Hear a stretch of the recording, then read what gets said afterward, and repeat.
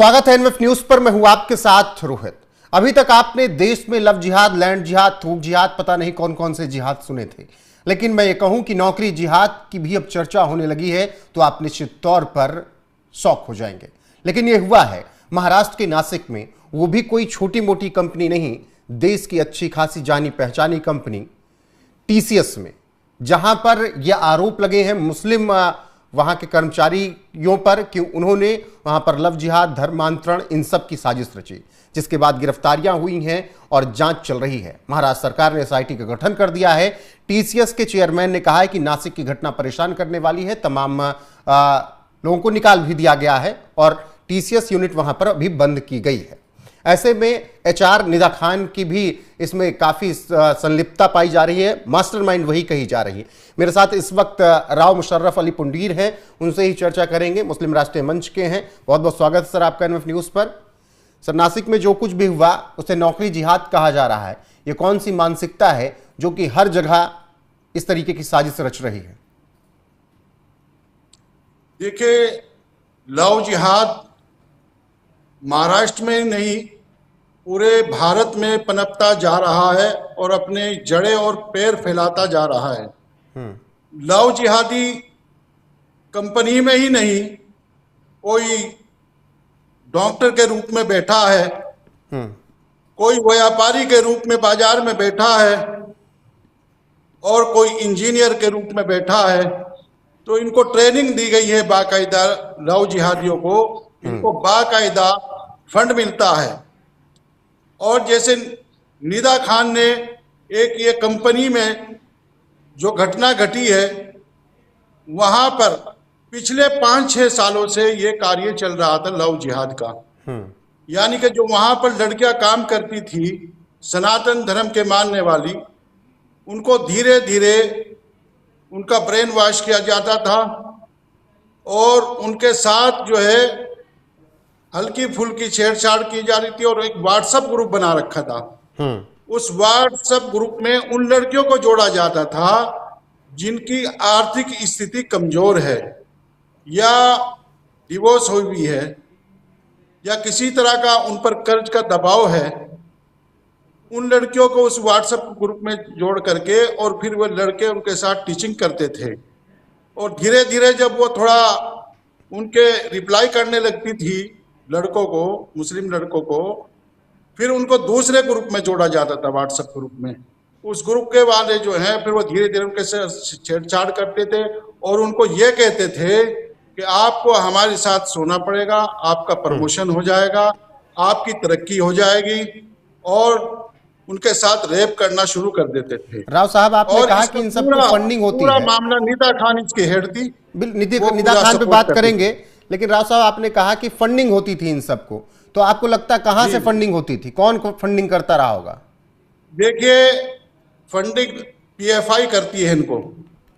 जैसा फरमान को फंडिंग हुई है, मोनालिसा को ब्रेन वॉश किया गया है, ऐसे बहका करके फुसला करके उसको ब्रेन वॉश किया गया। इसी तरह महाराष्ट्र, केरला और इस तरह के जो राज्य हैं, मणिपुर हुआ, उनमें इस तरह के ये गैंग सक्रिय हैं जो हमारी सनातनी बहन बेटियों को बहका करके फुसला करके उनका ब्रेन वॉश करके उनका धर्मांतरण कराते हैं। और इन लड़कियों को धीरे धीरे ये कहते थे कि आपका जो धर्म है ये कुछ भी नहीं है, यानी कि गणेश को नहीं मानना है, हमारा धर्म सच्चा है। उनको धीरे धीरे उनको जैसे कपड़े पहनती थी, अगर कोई लड़की पैंट शर्ट पहनती थी, और धीरे धीरे उसको सलवार कमीज पहनाया जाता था, उसको जो है वो अपना दुपट्टा वगैरह डाला जाता था, उसमें उसको सिखाया जाता था। और घर वाले जो हैं उसके धीरे धीरे महसूस करते थे कि लड़की के उसमें पहनावे में जो है वो बदलाव आ रहा है। कई बार ऐसा हुआ, लड़कियों ने घर जाकर के एक आध बार नमाज पढ़ी, घर वालों ने महसूस किया, उन पर शक किया कि लड़कियां कहीं ना कहीं ये जुड़ी हुई हैं, तो पुलिस को भी सूचना दी गई।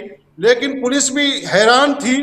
पुलिस इसलिए हैरान थी कि कोई एविडेंस नहीं है, कोई सबूत नहीं मिल पा रहा है, पुलिस भी इसलिए परेशान थी।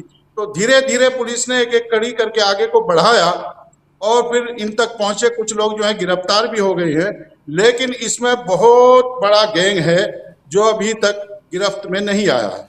राव साहब, अभी तक कहा जाता था कि लव जिहाद में मुस्लिम लड़के इन्वॉल्व रहते हैं, उनसे बच के रहना चाहिए हिंदू लड़कियों को, लेकिन यहाँ तो केवल निदा खान ही नहीं, लड़कियां ही इस तरीके से। अभी आपने हाल फिलहाल में सुना होगा कि उत्तर प्रदेश की खबर थी कि किस तरीके से बहन अपनी सहेली को ले जाती है और फिर अपने भाई के सामने उसको नशीली दवाई देकर उसके सामने ले जाती है और कहती है कि जो करना है कर लो। तो लड़कियां भी तो वही कर रही हैं मुस्लिम। देखिए, निदा खान जैसी ट्रेनिंग देती हैं लड़कियों को, मुस्लिम लड़कियों को पहले ट्रेनिंग देती है कि धीरे धीरे उनसे दोस्ती करो, फिर वो जो मुस्लिम लड़की होती है सनातन धर्म की हिंदू की लड़की से दोस्ती करती है और धीरे धीरे फिर अपने भाई से भी दोस्ती कराती है। और निदा खान यही रोल अपना रही थी, धीरे धीरे मुस्लिम लड़कों को भी ट्रेनिंग दे रही थी कि इनको कैसे जाल में फंसाना है।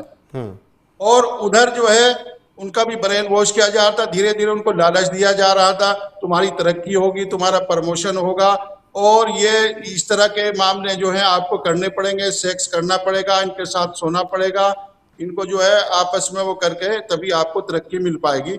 इस तरह के इनको लोभ लालच, ज्यादातर गरीब घर की लड़कियां थी और ये देखते हैं कि किसकी आर्थिक स्थिति कमजोर है, घर की क्या स्थिति है, क्या हालात हैं, तो ये पूरा एक टारगेट होता है, घर तक उसकी जड़ों तक पहुंचते हैं और उसकी जड़ों तक उसकी जानकारी लेकर के फिर ये भ्रूण वेश करते हैं। तो ये जो गैंग है ये छोटा मोटा गैंग नहीं मिलेगा आपको, जब तक निदा खान की गिरफ्तारी नहीं होगी तब तक पूरा मामला जो है वो राजफाश नहीं होगा। तो ये खाली कुंवारी लड़कियों को नहीं, बिना शादी की लड़कियों को ही नहीं टारगेट करते, बल्कि ये शादीशुदा हिंदू जो बिचारी विधवा हैं या उनका डिवोर्स हो गया, इस तरह की महिला को भी फंसाने का काम करते हैं। बिल्कुल, निदा खान को गिरफ्तार किया गया और उसके साथ कई और लोगों को गिरफ्तार किया गया है राव साहब, लेकिन सवाल यहाँ पर यह कि सोचिए कि एक जगह पर अगर मुस्लिम है किसी कंपनी में, वहां इस तरीके की घटना हो गई, क्या अब ऐसे में तमाम कंपनियों में ये नहीं होगा जहां पर मुस्लिम हेड होंगे, जहां पर मुस्लिम सुपरवाइजर मैनेजर होंगे, वहां के एम्प्लॉइयों को अब डर लगने लगेगा, वहां के मालिकों को भी डर लगने लगेगा कि इन सबको इतनी बड़ी पोस्ट नहीं देनी है, वरना इस तरीके से ये साजिशें रचेंगे एम्प्लॉइयों के खिलाफ, खासकर हिंदुओं के खिलाफ। बिल्कुल, ऐसे लोगों को जो है वो कहीं भी जिम्मेदारी नहीं देनी चाहिए। जिम में भी आपने देखा होगा बहुत सारे जिम में जो ट्रेनर हैं वो इस तरह की हरकतें करते हैं, धीरे धीरे उन लड़कियों के साथ छेड़छाड़ करते हैं और उनको कई बार जो है वो देते हैं कि ये तुम्हारी बॉडी अच्छी हो जाएगी, ताकतवर हो जाएगी, उसके अंदर नशीला पदार्थ डाल करके कई बार ऐसा हुआ है, हमारे सहारनपुर में भी हुआ है कि उनके साथ रेप किया गया और खासकर मुसलमान लड़कों ने इस तरह की घटनाएं की है। और ये 4-5 घटनाएं देहरादून, दिल्ली, देवबंद, सहारनपुर, मुजफ्फरनगर, शामली वगैरह में इस तरह की कई घटनाएं पकड़ी गई हैं। बिल्कुल राव साहब, फिलहाल महाराष्ट्र सरकार एक्शन में है, लगातार गिरफ्तारियां हो रही हैं। निदा खान को भी पकड़ा गया और उसके तमाम साथियों को, जो सब व्हाट्सएप ग्रुप अकेले बनाकर इस तरीके की घटना को अंजाम दे रहे थे। और महाराष्ट्र पुलिस, नासिक पुलिस ने जिस तरीके से काम किया वो भी काबिल तारीफ रहा। लेकिन जो घटना हुई उसके बाद अब टाटा सन्स ने भी बयान जारी किया है, टाटा सन्स की तरफ से भी एक्शन लिया जा रहा है। लेकिन सवाल यही है कि क्या किसी मुस्लिम को अगर जिम्मेदारी दे दी जाए किसी कंपनी में, किसी फैक्ट्री में, तो वहां पर ये हालात बना देंगे। बाकी राव साहब, आपका बहुत शुक्रिया हमारे साथ जुड़ने के लिए, अपनी राय रखने के लिए नासिक के इस मुद्दे पर। बने रहिए हमारे साथ आप सब लगातार। अभी के लिए बस इतना ही, नमस्कार।